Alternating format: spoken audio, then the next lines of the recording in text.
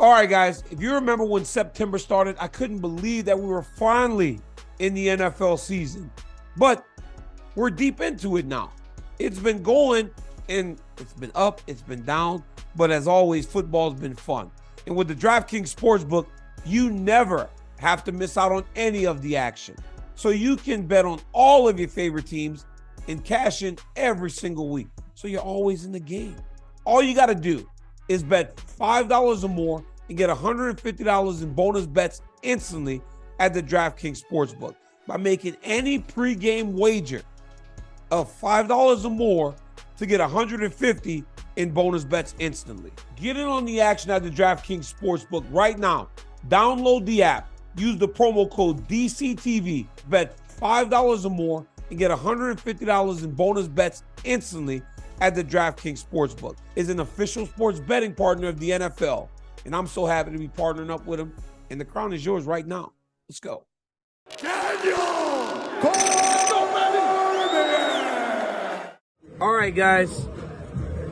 It's the end of the year. UFC 296 just wrapped. And it was a great night of fights. You know, the main event, okay, Colby Covington and Leon Edwards was a grudge match, if there's ever going to be a grudge match of fighting, because of the things that Colby Covington said about Leon's dad. It was very nasty. And if I'm being completely honest, while it was a completely dominant performance by the champion, I feel like it left me wanting a little more. Because generally, when we have these grudge match type of fights, we have really fun, exciting, all-action fights, and then we have a little bit of stuff afterwards, right? I think Chuck Liddell, Tito Ortiz, I think Brock Lesnar, when he told Frank Mir he's going to shove something up his ass. You know, obviously Jones and I never ended well. Just all those fights, Jones Rashad, and it just Conor Khabib, all those fights that have all that bad blood, usually they're very fun fights. There's a little more to it. We didn't really get that. We got a very dominant performance, and guess what? It wasn't Leon's fault. It wasn't Leon's fault. He, as the champion, came out and fought a very typical Leon Edwards fight, a fight where he's in control, and he makes you fight his fight at his pace. The only way this fight was going to be fun was if Colby Covington put on that pace that he was so known for. Tonight he didn't do that. He did not do that in his approach to trying to become the champion again. And then he opens himself up to a lot of criticism from people. I mean, Bilal Muhammad tweeted immediately afterwards, "Are we done with this Colby Covington BS now? The guy is 0-3 in title fights." And honestly, even if you're a Colby Covington guy, you can't really say anything of defense of the performance tonight. He didn't really fight in the first 2 rounds. And hats off to Colby. He owned it. He said he had a bit of a ring rust in there. But I think for all the talk, I think it got the best of him a little bit. I feel like the moment and the animosity and all that, it really kind of set him back. But Leon Edwards proves that he's just the best. He really is the best, man. This dude, he's so sharp. He's so good at defending takedowns. And now he's an effective wrestler himself. That is what is so impressive about Leon Rocky Edwards. He is got great car. I knew immediately whenever Colby wasn't pressing takedowns, he would be able to do that fight for as long as the fight went on. And he showed in that fight that, you know, he's the best welterweight in the world. I liked him going and getting takedowns because he's not a guy that's going to say anything that is abrasive and to get back at Colby. Sure, he's going to try to fight him and make him pay for the words that he said. But by taking Colby Covington down, that's a real dig. Because Colby Covington loves wrestling. And he loves the ability to say that he's the best wrestler. But tonight he was taken down multiple times by a guy that's known as predominantly a striker. So hats off to Leon Edwards. But, you know, it felt like I was missing a little something at the end of it. I would have loved for it to be a little more explosive, but ultimately it was a shutout for the champion. So if you're Team Leon Edwards, you're happy about the performance and you're just moving on to the next. Now, the next is going to be what's very crazy, because while Bilal Muhammad may get the next title fight, which he should, you've got to now find a way to build Shavkat Rakhmonov. John Anik said something right as he was leaving tonight, and it was probably one of the smartest things I've ever heard. He goes, Colby versus Shavkat in the first part of the year. There you go. Nail on the head. You do Colby versus Shavkat with the hope that Shavkat can get through Colby Covington, and then he becomes that dance partner that Leon Edwards is going to need in order to sell pay-per-views and make business sense for the UFC as the welterweight division goes into a new, different area or a new era. And Shavkat Rakhmonov is as dominant as anyone we have seen this division for a really, really long time. Co-main event, Alexandre Pantoja defended his championship against Brandon Royval. Another one of those fights, guys.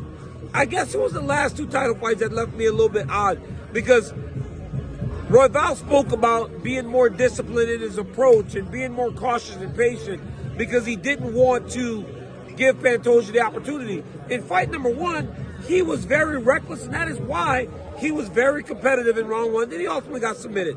But in this fight, he wasn't real competitive until round 5, because that's when he let himself be who he is. The rest of the time, Pantoja took advantage of one of Royval's biggest disadvantages, and that's his takedown defense. He had 39% takedown defense coming into this fight. That's going to go down a lot after this performance, because Pantoja was able to take him down multiple times. And when he was able to take him down, he was able to control him when he got him down to the ground. It was a great performance by the champ. And in a division where the champions always seem to deliver, Pantoja is looking like a guy that, I mean, he's amazing. And his story is about as good as it gets. You know, this guy had a hard upbringing, and he is now doing things that makes his family proud and has changed his family's life. It should make everybody proud. All Brazilians and everybody that supports Alexandre Pantoja. Rakhmonov, another fight, another finish. 18-0. This guy's a massive, massive problem for anyone in the welterweight division. And he's only getting better. He's training out in South Florida. He's at Kill Cliff. In the way that these guys talk about Shavkat Rakhmonov, with all the great fighters in that gym, it's insane to think what they think about this man and his potential. Submitted Wonderboy. Nobody finished Wonderboy. He went out there and he submitted him. And you know how tight that choke must have been? That Wonderboy had like less than 10 seconds and he tapped to get out of it. That's how tight that must have been a Wonderboy. Hey, Tony Ferguson and Paddy Pimblett fought, and Paddy Pimblett won the fight by decision. Many didn't even expect Tony Ferguson to go to 15 minutes. So hats off to Tony for doing that. But David Goggins, who cornered him today, came up to us at the end of the fight and said, Tony may retire after this. And I said, well, is he? He goes, I don't know. But then we gave our opinion and said, maybe it's time for Tony to retire. Because while his heart and his mind is still telling him to go, I don't necessarily know if his timing is still where it needs to be. Because for a short period of time in those fights, you see the old Tony Ferguson, but as time goes on, he isn't the same guy. Josh Emmett knocked out Bryce Mitchell today in one of the craziest knockouts I've ever seen. It looked like someone got kicked in the head as clean as any head kick you've ever landed. That was the reaction. I don't know if they showed it on TV, but he was twitching. He had a seizure in the octagon on the floor from a punch from Josh Emmett. That tells you the power of Josh Emmett. It was scary. He was walking out the octagon and they were having to hold him up because his legs wouldn't work. And I'm talking, this was 3 to 4 minutes after the knockout. I mean, it seems like everything shut off. He got knocked out so bad that everything shut off. It was crazy. But hats off to Josh Emmett. He had a tough year. And for him to finish the year with a knockout like that over a guy like Bryce Mitchell means a lot to a guy that's getting older in a sport that is made for young men. I got to give a hats off to all the people that won, but I got to Irene Aldana and Carol Hossa. Thank you guys for what I believe is one of the best fights that I've seen in a really, really long time. You two women should be so proud of your efforts in the octagon tonight. We all tried to speak to get you a bigger bonus because we believe that you deserve it. Guys, here's the photo that they posted earlier of them at the hospital. If that doesn't look like $100,000 faces, I don't know what does. These women laid everything out on the line. And it does not matter what they do going forward. They will always be remembered for what they did on this night in Las Vegas against each other. It was crazy. Cody Garbrandt, walk-off knockout. Congrats, my guy. Hey, Ariane Lipski, a submission over Casey O'Neill. Nasty armbar. My guy, Tagir Ulanbekov, rear naked choke. Cody Durden came up to me and said, hey, Coach, DC, a.k.a. Yep, a.k.a. my guy. Great job, Tagir. Andre Feely with a big knockout early in the night. And Shamil Gazib with a TKO. It was a great night of fights. Another thing tonight was Sean Strickland and Dricus du Plessis got into a fight in the crowd. Guys, it's hard now to put these guys in the same area with each other because now we are starting to see this constantly.